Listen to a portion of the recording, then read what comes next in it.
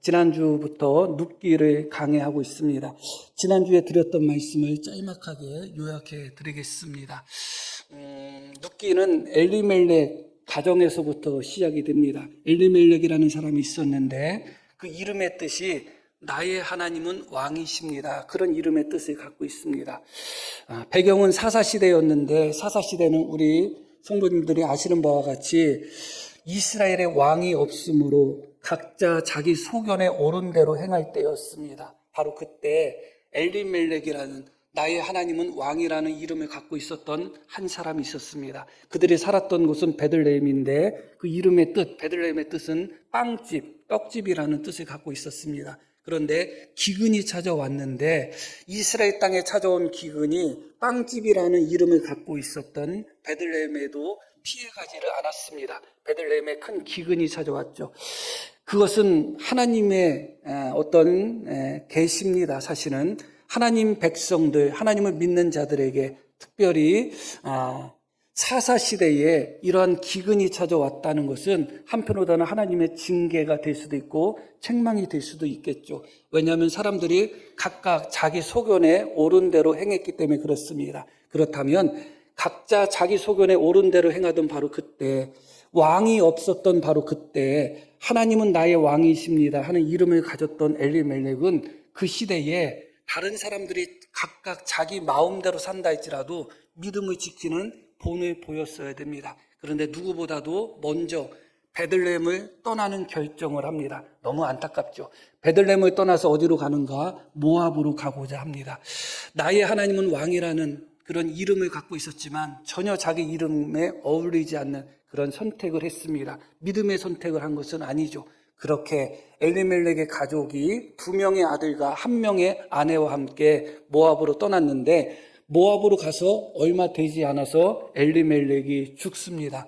그때 나오미가 자신의 2명의 아들을 이끌고 다시 베들레헴으로 돌아왔다면 좋았을 텐데 돌아오지 않았습니다. 어찌된 연고인지 엘리멜렉이 죽은 후에 2명의 아들은 장가를 가지 않은 상태였는데 아버지가 죽은 후에 가나안 땅으로 베들레헴으로 돌아오지 않고 그곳에서 모압 여인들과 결혼을 합니다. 2명의 아들 이름이 말론과 기론입니다.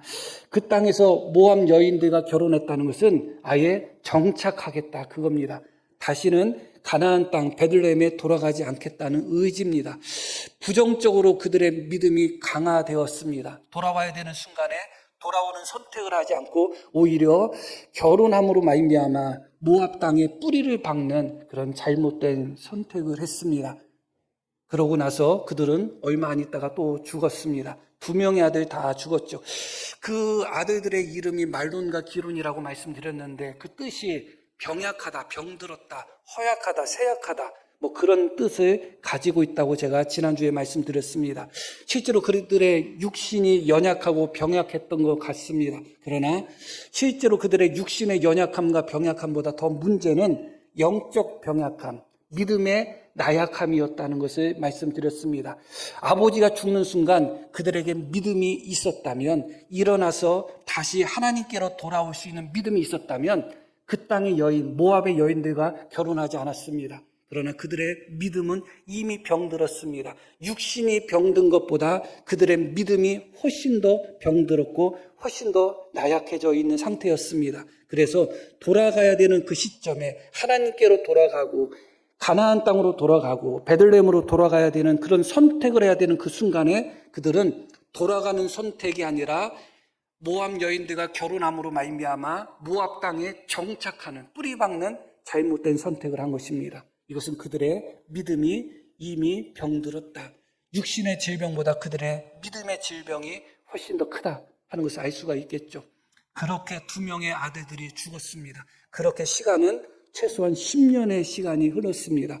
모압 땅에서 10년을 사는 동안 나오미는 남편을 보내고 2명의 아들을 보냅니다. 그런데 2명의 아들이 다 결혼한 상태였기 때문에 이거 웃을 수는 없는 건데 과부만 3명이 한 집에 살게 되었습니다. 참 딱하죠. 과부만 3명이 산다는 거 참 딱합니다. 너무. 그러던 중에 어느 날 한 소식을 듣게 됩니다. 그것이 오늘 읽으신 말씀의 시작입니다. 6절 말씀 보겠습니다. 그 여인이 모압 지방에서 여호와께서 자기 백성을 돌보시사 그들에게 양식을 주셨다함을 들었다. 무엇을 들었다고요? 하나님께서 자기 백성을 돌보셨다. 이 돌보셨다는 단어를 직역하면 하나님이 찾아오셨다. 그런 의미예요. 하나님이 다시 이스라엘을 떠났던 하나님이 다시 이스라엘 민족에게 돌아오셨다. 그런 의미입니다. 하나님이 자기 백성을 돌보시사 그들에게 양식 주셨다함을 이 여인이 듣습니다. 그것을 듣고 이제 결단을 하는데 이에 두 며느리와 함께 일어나 모압 지방에서 돌아오려 하여 이렇게 말씀이 시작이 됩니다. 모압에 건너가서 산 지 10년이 넘은 기간이었고 남편도 떠나고 두 명의 아들도 다 죽은 시점이었기 때문에 어떤 의미에서 다시 고향 땅으로 다시 가나안 땅 베들레헴으로 돌아오기에는 사실은 늦어도 많이 늦었습니다. 진작에 돌아왔으면 아예 돌아오기 전에 그냥 그 베들레헴에 기근이 찾아왔을 때 기근이 찾아왔다 할지라도 믿음으로 하나님을 의지하며 그곳에서 견뎠다면 어땠을까 하는 생각이 듭니다. 떠났다 할지라도 그 남편 엘리멜렉이 죽었을 때 돌아왔다면 혹은 두 명의 아들이 동시에 죽지는 않았겠죠. 둘 중에 첫 번째 아들이 죽었을 때 그때 돌아왔다면 그런데 다 끝난 후에 이제 두 명의 아들과 남편이 죽고 세 명의 과부가 남은 상태에서 그때 돌아오는 선택을 합니다. 그래서 돌아왔다는 이 단어, 이 히브리어 이 단어가 룻기 1장에 몇 번이 기록되어 있는가? 몇 번 정도 기록되어 있을 것 같아요? 응? 계시 2만 분 없어요? 그냥 대충 몇 번 정도 기록했을 것 같아요. 많이 기록되어 있으니까 이게 슈브라는 단어인데 돌아온다는 뜻이에요. 돌아온다. 그 단어가 몇 번 정도 기록되어 있을까요? 50. 아니 이게 룻기 1장이 이게 22절밖에 안 되는데 쓰셔도 너무 쓰셨네 진짜. 그 단어가 한 장에서 뭐 두 번, 세 번만 나와도 많이 나오는 거예요 사실은. 그런데 12번이 나와요. 12번. 룻기 1장은 떠나는 책이 아니라 돌아오는 책이에요. 가나안 땅에서 모압으로 떠나는 이야기 아니라 그렇게 떠났던 사람들이 다시 가나안 땅으로 돌아오는 이야기예요. 하나님을 섬겼던 자들이 하나님을 떠났던 이야기가 아니라 그렇게 떠났던 자들이 다시 돌아오는 이야기예요. 12번이나 돌아온다는 이 의미의 단어가 1장에 기록되어 있습니다. 엄청 많이 기록되어 있는 거예요. 그런데 말씀드렸듯이 그렇게 하나님께로 다시 돌아오는 것, 그렇게 가나안 땅 베들레헴으로 돌아오는 것이 그렇게 쉽지는 않았던 거예요. 너무너무 힘들었고 너무너무 오래 걸렸습니다.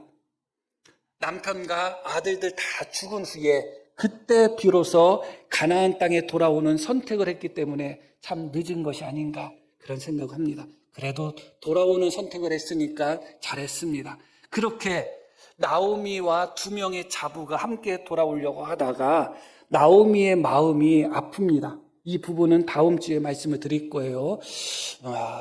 두 명의 젊은 며느리, 젊은 과부인 며느리 두 명을 보니까 나를 쫓아와봤자 그냥 평생 과부로 살면서 젊은 나이에 또 늙은 나를 또 봉양해야 되니까 참 딱하다 하는 마음이 들었어요. 그래서 나오미가 두 명의 자부에게 돌아가라.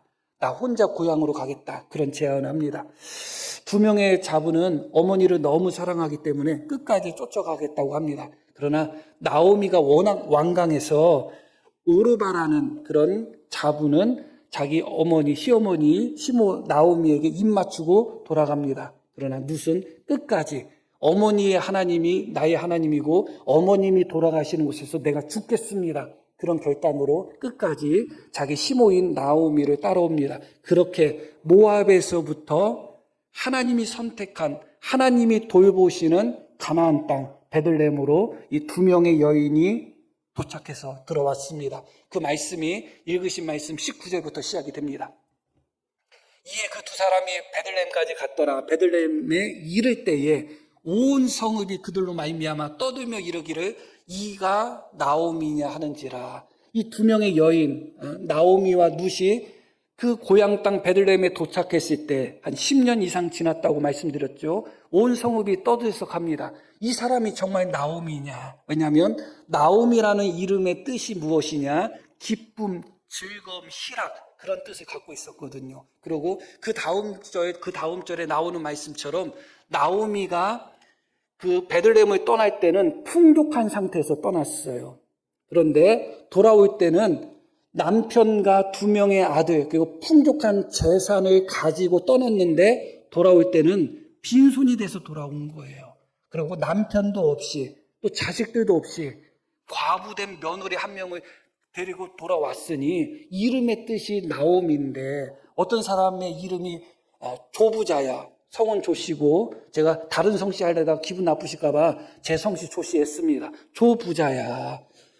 그리고 실제로 조부자의 이름처럼 잘 살았어요. 그랬다가 나 더 성공할 거야 하고서 고향을 떠나서 갔다가 완전히 산거지가 돼서 돌아온 거예요. 그럼 사람들이 제가 정말 조부자야? 부자야? 그러니 어떤 생각이 들겠어요. 지금 사람들이 그런 반응을 보이는 겁니다. 정말 이 여자가 나오미냐? 그때 나오미의 반응이 20절에 나옵니다. 나오미가 그들에게 이르되 나를 나오미라고 부르지 말라. 나를 조부자라고 부르지 말라. 나를 마라라 부르라. 나를 조거지라고 부르라. 그런 얘기예요. 내 이름 나오미라는 이름 자체의 뜻이 기쁨, 희락, 즐거움 그런 뜻인데 내가 지금 어찌 나오미라고 당신들이 나를 부를 수 있겠는가? 내 인생에 어떤 기쁨이 있고 어떤 즐거움이 있기에 내가 나오미라고 그렇게 불릴 수 있겠느냐? 앞으로 나를 나오미라고 부르지 말라. 무엇이라고 부르라? 나를 마라라 부르라. 이 마라는 쓰다는 의미예요. 괴롭다, 고통스럽다 그런 의미예요. 그런 의미에서 나오미와 마라라는 이름을 대조한다면 마라는 쓰다, 나오미는 달콤하다 그렇게 이해하시면 될 것 같습니다. 이전에 나오미는 달콤했던 삶을 살았습니다. 기쁨과 희락의 삶을 살았어요. 그런데 하나님을 떠나고 베들레헴을 떠나고 10년 만에 돌아왔던 나오미는 떠날 때는 나오미로 떠났는데 돌아올 때는 마라로 달콤한 인생에서 시작해서 돌아올 때는 아주 쓴 인생, 쑥보다 더 쓴, 쓸개보다 더 쓴 마라의 인생이 돼서 돌아온 것입니다. 금이 환영은커녕 너무너무 비참하죠. 탕자의 모습을 보게 됩니다. 아버지의 모든 재산을 자기에게 분배된 재산을 가지고 탕진하다가 돼지들이 먹을 것이 없어서 지엽 열매라도 먹겠다 했는데 그것조차 주는 사람이 없어요. 아버지 집에서 호의호식할 때는 너무 당연하게 생각했는데 어느 날 보았더니 돼지들이 먹는 지엽 열매조차도 당연하지를 않은 거예요. 지엽 열매, 돼지들이 먹는 그 열매라도 배불리 먹었으면 좋겠다 했는데 되지만도 못한 신세가 돼버린 거죠. 그래서 그 아들이 정말 산거지가 되어서 아버지께로 돌아오는 장면이 있는데 마치 이 장면이 그런 장면 같습니다. 나오미로 나가서 마라로 돌아오는 것입니다. 나를 더 이상 나오미라고 부르지 말라. 나를 마라라 부르라. 그렇게 이야기합니다. 그러면서 전능자가 나를 심히 괴롭게 하셨다. 이 전능자는 누구예요? 하나님이죠. 그런데 하나님을 전능자라고 표현하는 것은 하나님의 능력과 하나님이 마음대로 하실 수 있는 그런 분이라는 것을 보여주는 거예요.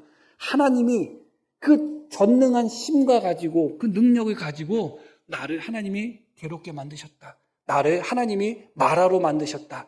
그렇게 이야기하고 있는 것입니다. 그런 다음에 오늘 말씀에서 가장 중요한 말씀이 21절에 이어집니다.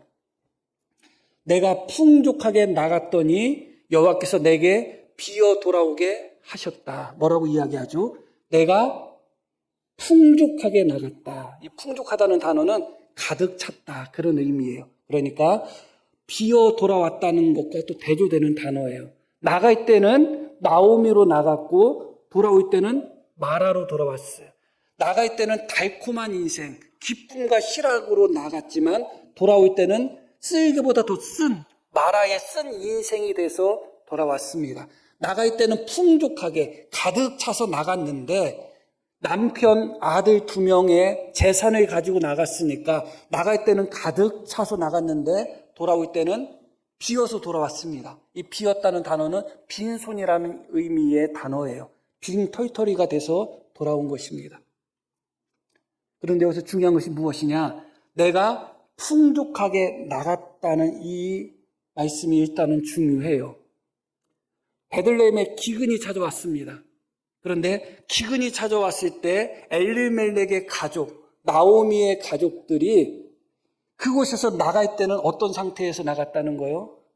풍족한 상태에서 나갔다는 거예요. 나갈 때는 기근이 찾아왔다 할지라도 나오미로서 나간 거예요. 그러니까 그들이 생각할 때 기근이 찾아왔기 때문에 우리가 어려워, 기근이 찾아왔기 때문에 내 인생이 말아야, 그렇게 생각할 수도 있었겠죠. 그런데 알고 봤더니 나가는 그 순간에 그들은 너무너무 풍족했었다는 거예요. 마라가 아니라 나오미였다는 거예요. 베들레헴에서 마라가 되어가지고 너무 인생이 쓰고 베들레헴에서 빈털터리가 돼가지고 베들레헴을 떠나고 하나님을 떠난 것이 아니라 오히려 베들레헴에 있을 때 기근이 찾아왔다 할지라도 이 엘리멜렉의 가족 나오미는 풍족했었다는 거예요.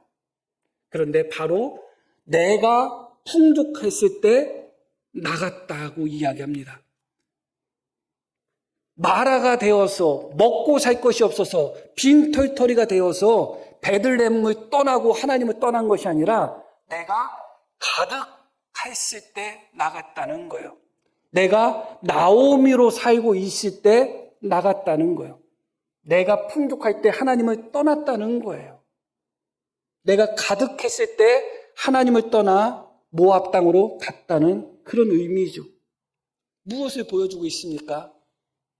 가득하다는 이 단어 속에서, 풍족하다는 이 단어 속에서 떠날 때 나오미는 가득했던 인생이에요. 그런데 하나님 없이 가득했습니다. 그게 문제인 거죠. 그의 안에 가득한 것이 너무 가득해서 어쩌면 하나님이 들어갈 공간도 없었던 것 같아요. 성령 충만을 받으라는 말씀이 있듯이 우리 안에 가득하려면 하나님의 말씀이 충만하고 하나님의 성령이 충만해야 되는 것이지 세상에 욕심이 가득하고 세상에 욕망이 가득하고 가득해서 안 될 것이 우리 안에 가득하다 보면 정작 너무 가득해서 너무 풍족해서 하나님이 들어갈 수 있는 공간조차 없는 그런 신앙생활을 하는 경우가 많아요. 왜 풍족했는데 왜 떠났을까요? 풍족한 상태에서 그의 믿음도 풍족했다면 떠나지 않았겠죠. 베들레헴에 기근이 찾아왔는데 기근이 찾아왔을 때는 엘리멜렉 가정은 풍족했던 겁니다.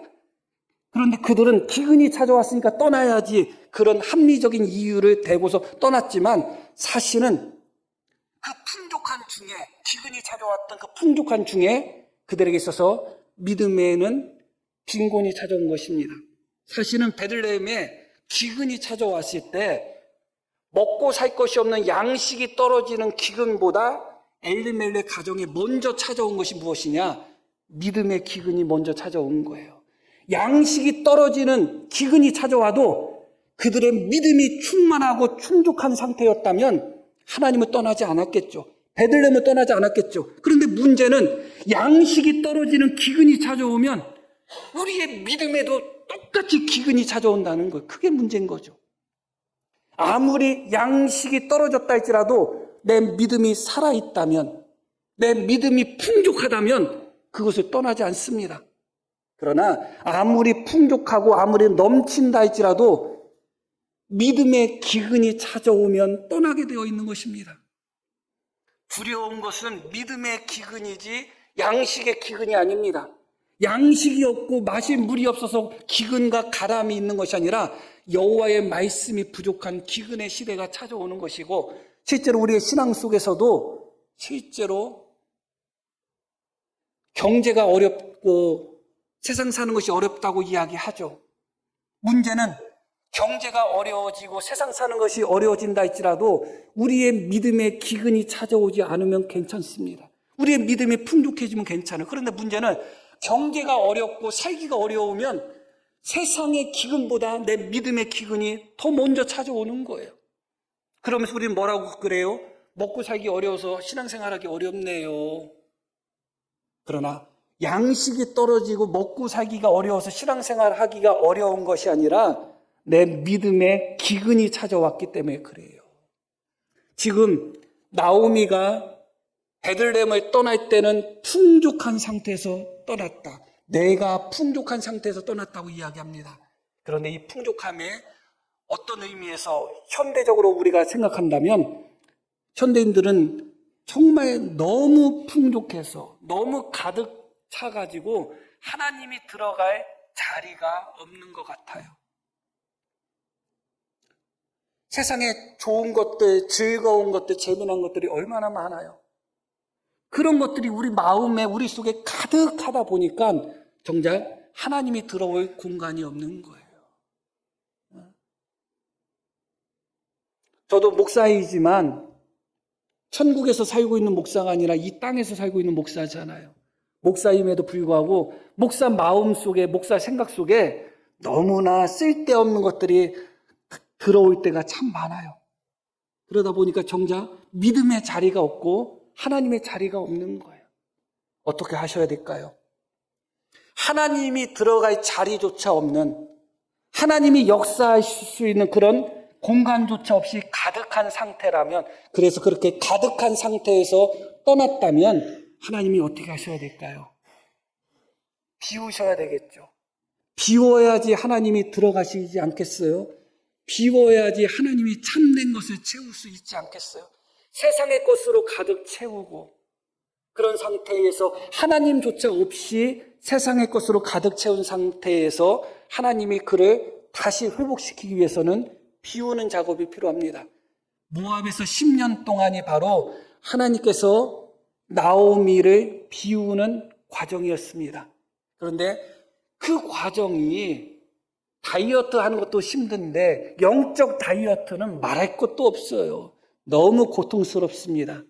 신앙의 연단은 달콤할까요? 믿음의 연단이라 할지라도 달콤한 믿음의 연단이 없어요. 하나님이 주시는 시험은 견딜만 할까요?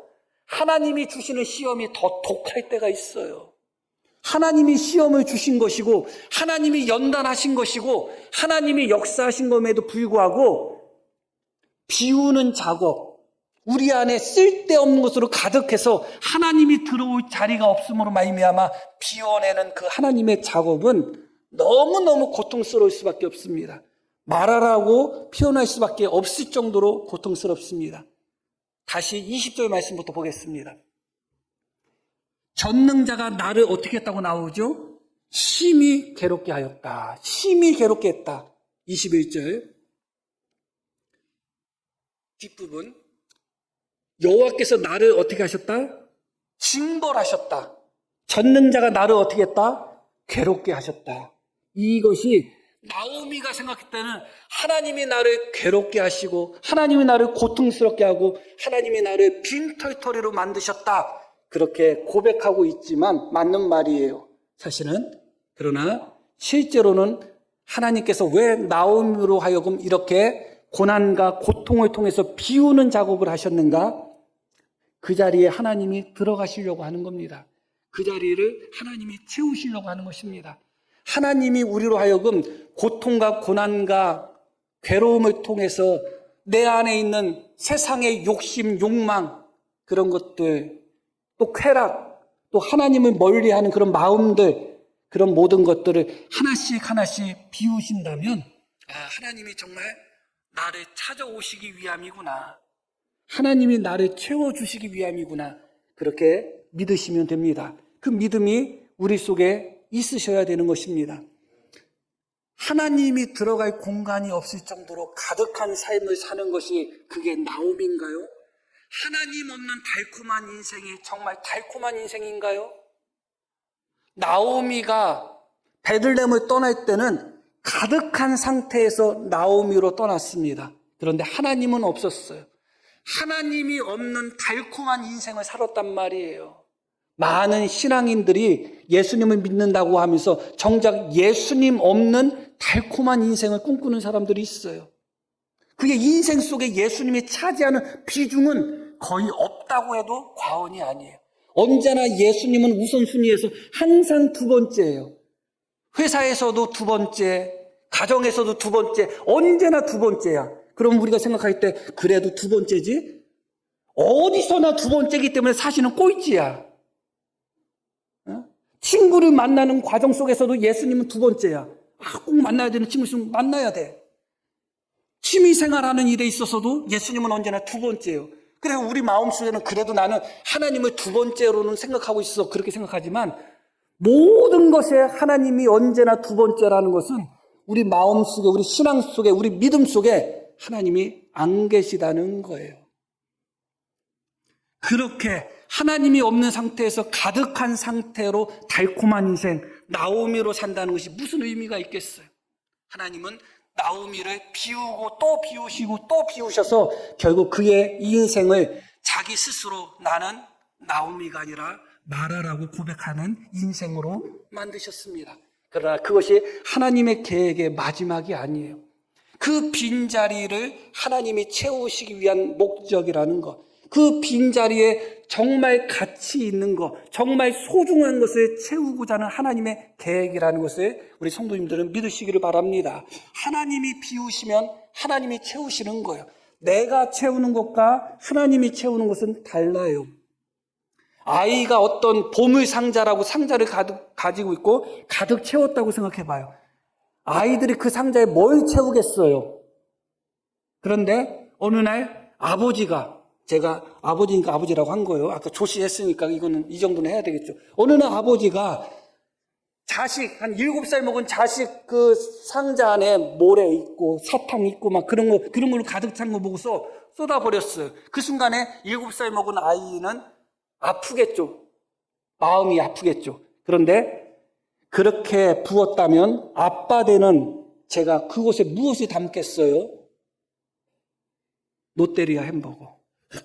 거기까지. 저는 거기까지지만 하나님은 달라요.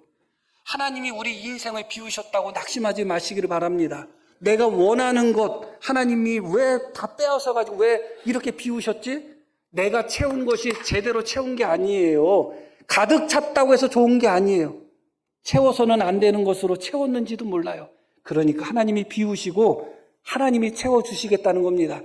하나님이 채워주시는 것은 우리가 생각하는 것과 다릅니다. 그런 믿음의 충만한 은혜가 우리 모든 성도님들에게 임하기를 소망합니다. 자, 우리 결론적인 부분을 한번 살펴보려고 합니다. 자, 22절 말씀 보겠습니다. 그렇게 빈손이 되어서 나오미와 룻이 베들레헴에 도착했을 때 나오미가 모압 지방에서 그의 며느리 모압 여인 룻과 함께 돌아왔는데 공교롭게도 바로 그때가 그들이 보리 추수 시작할 때에 베들레헴에 이르렀다. 그렇게 나와요. 놀랍죠? 하나님이 채워주실 것을 미리 보여주고 있습니다.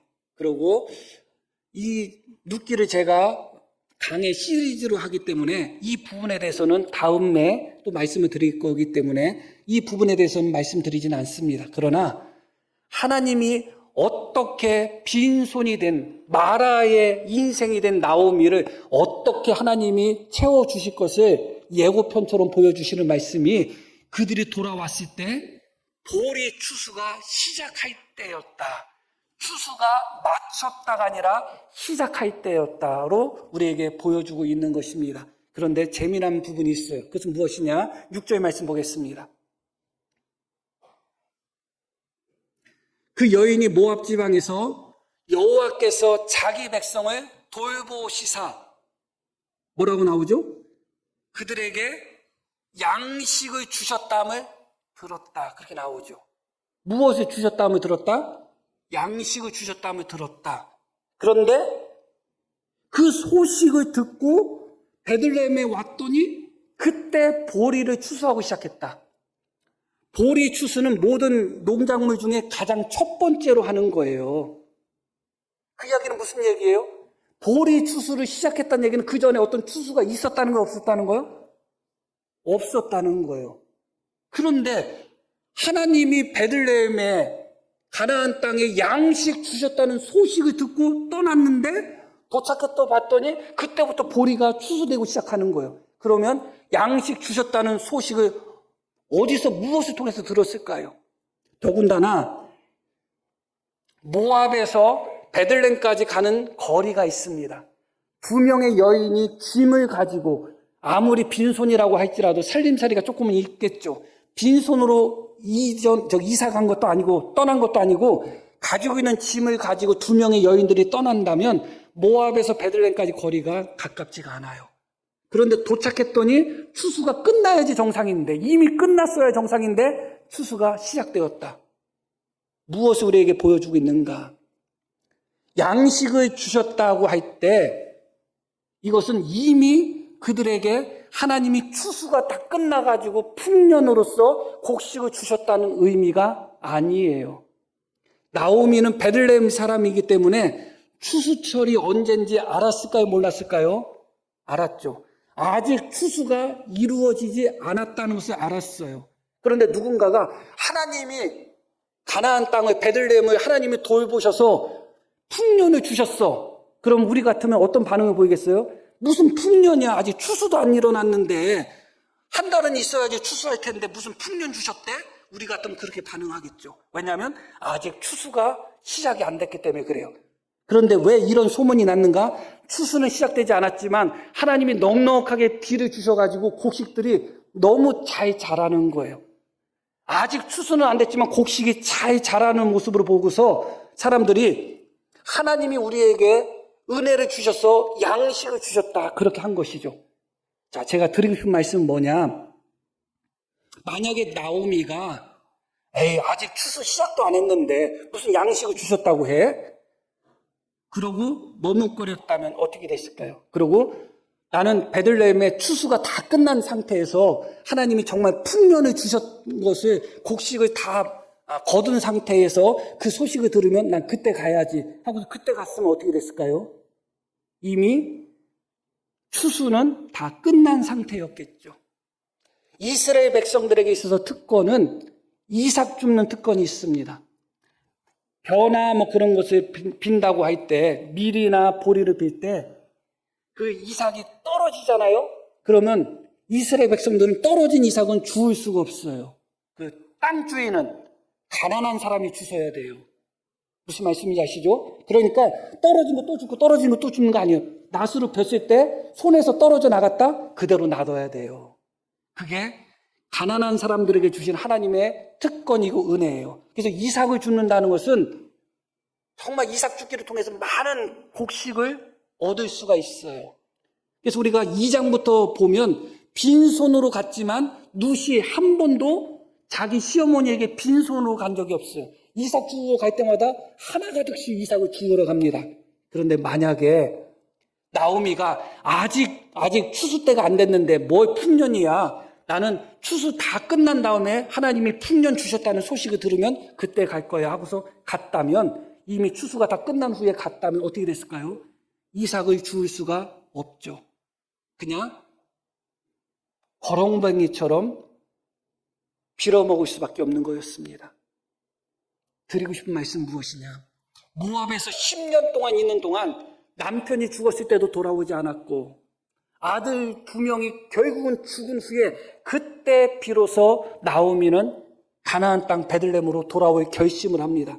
모두의 말씀 드렸듯이 너무 늦게 결심한 것입니다. 그런데 놀랍게도 이 마지막 순간 하나님이 돌보시사 하나님이 양식 주셨다는 소식을 들었을 때 아직 수확이 일어나지도 않았음에도 불구하고, 아직 추수가 시작되지도 않았음에도 불구하고 나오미는 그 말을 듣자마자 믿음으로 결단했습니다. 지금까지는 그렇게 머뭇머뭇거리고 그렇게 돌아오지 않고 그렇게 있었던 나오미가 아직 추수가 시작되지도 않았음에도 불구하고 믿음을 갖고 하나님이 우리를 돌보셨구나, 하나님이 우리에게 양식을 주실 것이구나, 그 믿음을 받고서 신속하게 마지막 순간에는 결단을 한 거예요. 너무 놀라운 믿음이죠. 왜 그랬을까? 결국 나오미가 마라가 되었기 때문에 그래요. 나오미가 텅 빈 상태가 되어서 그래요. 그러나 텅 빈 상태가 그냥 텅 빈 상태가 아니에요. 바로 그 순간에 나오미 마음에는 믿음이 들어간 것입니다. 믿음이 들어갔기 때문에 아직 고향 땅의 추수가 시작되지 않았어도 그럼에도 불구하고 믿음으로 그 땅을 떠나는 결단을 하게 된 것이죠. 그게 바로 마라의 역사고 비워짐의 역사입니다. 사람이 너무 가득하다 보면 둔해집니다. 성경에서는 그것을 어떻게 표현하냐? 마음에 살이 쪄서 기름진 상태다. 그렇게 표현합니다.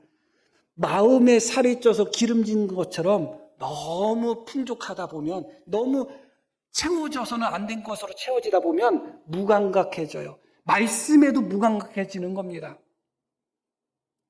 하나님에게도 무감각해지고 믿음에 있어서도 무감각해져요. 그런데 그것이 비워지다 보면, 마라의 인생을 살다 보면 하나님을 향하여 예민해지고 믿음에 있어서도 믿음의 감각들이 살아나는 것입니다. 하나님이 그렇게 우리를 인도하시는 것입니다. 지금 우리가 어렵다고 하면서 사실은 어렵다고 하는 이 순간이 어려운 순간인가? 정말 내가 마라의 삶을 살고 있는가? 나오미의 삶을 살고 있는가? 가만히 생각해 보면 어쩌면 너무 비어져 있는 상태가 아니라 너무 가득 차 있는 상태인지도 몰라요. 하나님이 없을 정도로 가득한 상태, 하나님이 찾아올 수 없을 정도로 가득한 상태, 그런 상태에서는 하나님의 은혜를 누릴 수가 없습니다. 하나님께로 돌아갈 수 없습니다. 하나님이 우리를 비우실 때 아프고 고통스럽다 할지라도 하나님이 비우실 때 하나님이 찾아오시는 것이고, 하나님이 비우실 때 우리에게 믿음이 찾아오는 것입니다. 그런 은혜가 우리 모두에게 넘치기를 다시 한번 소망합니다. 자, 우리 들으신 말씀 기억하며 우리 함께 기도하시겠습니다.